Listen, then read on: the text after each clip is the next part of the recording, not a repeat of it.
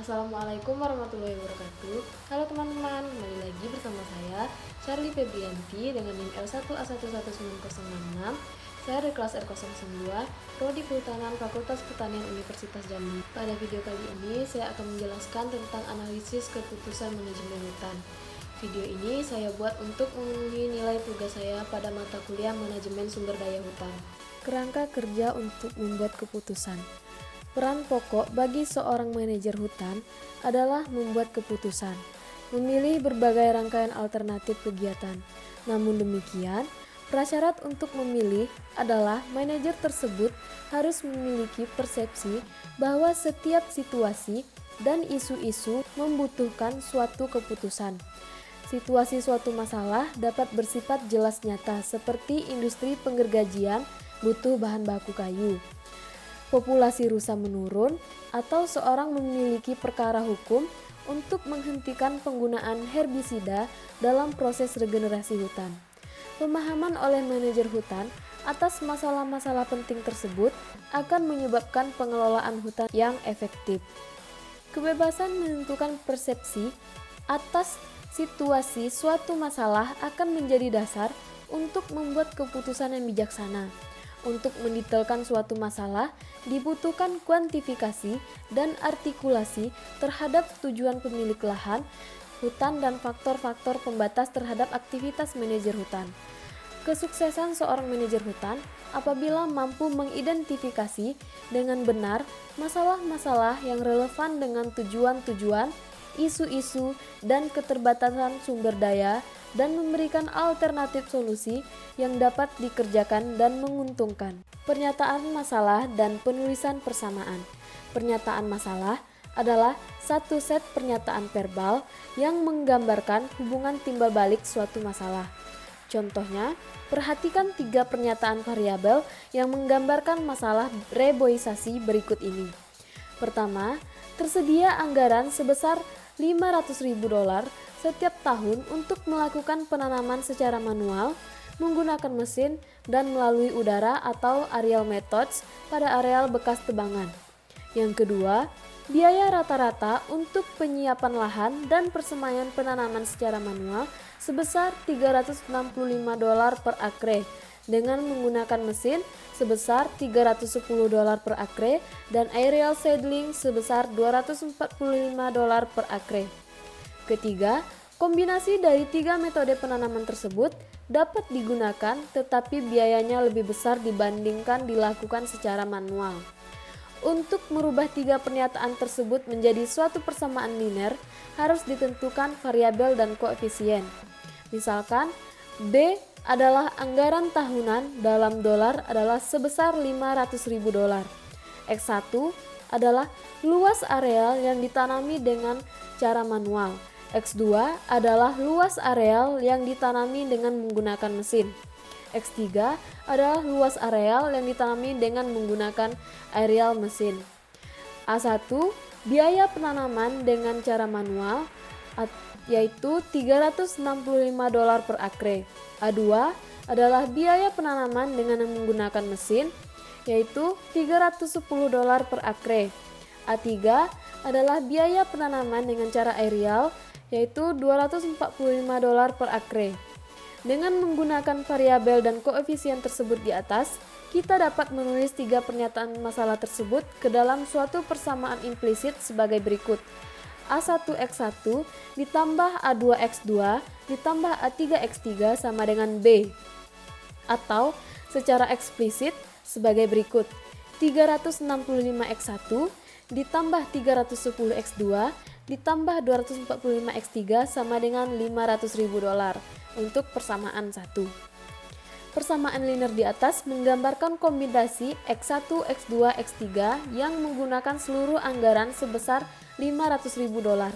Seandainya diasumsikan bahwa seluas 500 akre yang ditanam secara manual, 270 akre ditanam menggunakan mesin, dan 1000 akre dengan aerial, adalah salah satu kemungkinan kombinasi metode reboisasi yang akan memberikan kepuasan dengan jumlah anggaran yang ada. Untuk mengecek kemungkinan kombinasi tersebut yaitu dengan cara memasukkan variabel X1 sama dengan 500, X2 sama dengan 270, dan X3 sama dengan 1000. Substitusikan nilai-nilai variabel ke dalam persamaan.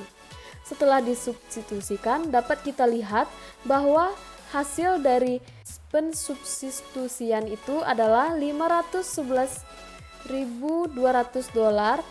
yang mana itu tidak sama dengan anggaran yang ada, yaitu $500.000. Identifikasi masalah. Identifikasi masalah mencakup satu seri tahapan, langkah-langkah, dan menggunakan secara konsisten beberapa terminologi penting. Terminologi tersebut adalah yang pertama, decision maker.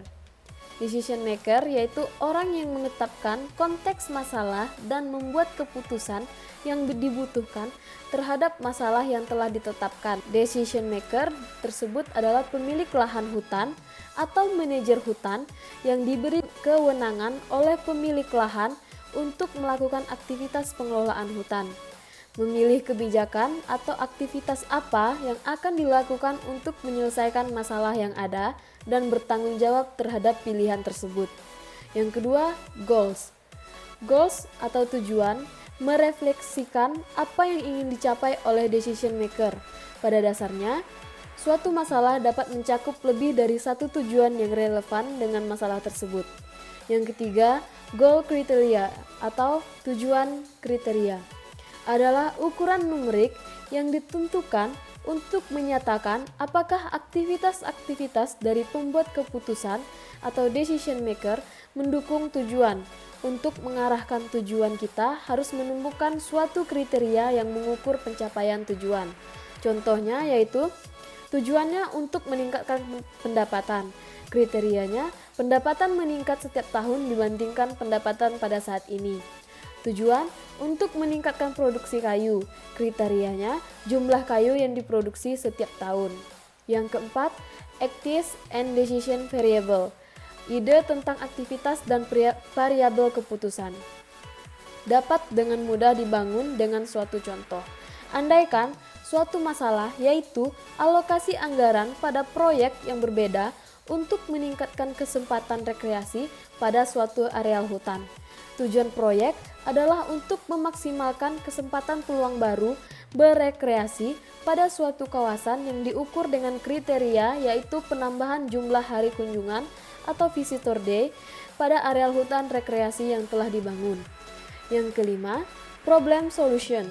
Solusi masalah adalah gabungan dari sejumlah aktivitas yang dipilih untuk mencapai tujuan pembuatan keputusan atau decision maker. Suatu solusi terdiri atas sejumlah tertentu variabel keputusan. Yang keenam, objective function atau fungsi tujuan adalah suatu pernyataan matematis dari suatu tujuan yang mengkombinasikan kriteria dari tujuan tersebut dengan variabel keputusan dari suatu masalah. Secara normal, fungsi tujuan ditetapkan untuk membantu pembuat keputusan atau decision maker untuk memaksimalkan suatu seperti keuntungan, pendapatan, atau volume tebangan untuk meminimumkan sesuatu seperti biaya, risiko, atau kerugian. 7. Constraint atau pembatas adalah segala sesuatu yang membatasi pencapaian tujuan. Pembatas adalah selalu ada pada setiap masalah dan perlu diidentifikasi apabila ingin mencoba untuk menyelesaikan suatu masalah dengan baik. Pada suatu masalah, pembatas dapat berupa pembatas input dan output. Pembatas pada umumnya muncul dari 3 sumber, yaitu keterbatasan sumber daya, tujuan pengambilan keputusan, dan faktor-faktor eksternal baik seperti kebijakan pemerintah. Setiap dari 3 sumber pembatas tersebut dapat merupakan gabungan dari pembatas input dan output. A. Resource constraints meliputi pembatas fisik, teknologi, dan ekonomi yang jumlahnya terbatas dan macam variabel keputusan yang dapat dipilih sebagai solusi masalah. Ketersediaan anggaran, lahan, tenaga kerja, dan waktu merupakan input produksi yang umumnya menjadi faktor pembatas. B. Decision maker goal. Seperti yang telah didiskusikan pada bagian fungsi tujuan, Pembuat keputusan secara khas memiliki dua atau lebih tujuan yang relevan. Apabila hanya satu yang dapat digunakan sebagai pedoman fungsi tujuan, maka yang lain harus diformulasikan sebagai pembatas jika hal itu secara formal menyatu ke dalam masalah tersebut. C. Policy and Regulation Constraint. Kelompok ketiga dari pembatas adalah pembuat keputusan terikat oleh oknum peraturan, kebutuhan politik, dan pengaruh-pengaruh eksternal lainnya. Yang kedelapan yaitu problem statement, pernyataan masalah formal, didefinisikan sebagai semua variabel keputusan dan tujuan spesifik, fungsi tujuan, dan semua persamaan pembatas yang dibutuhkan oleh pembatas keputusan untuk menggambarkan masalah secara sempurna. Yang kesembilan, feasibility, atau pembatas masalah membutuhkan kelayakan alternatif solusi. Pernyataan sederhana, solusi adalah layak jika semua pembatas masalah ditemukan atau memuaskan. Sebaliknya, solusi tidak layak apabila satu atau lebih pembatas masalah tidak memuaskan. Hanya itu yang dapat saya sampaikan, lebih dan kurangnya saya mohon maaf. Wassalamualaikum warahmatullahi wabarakatuh.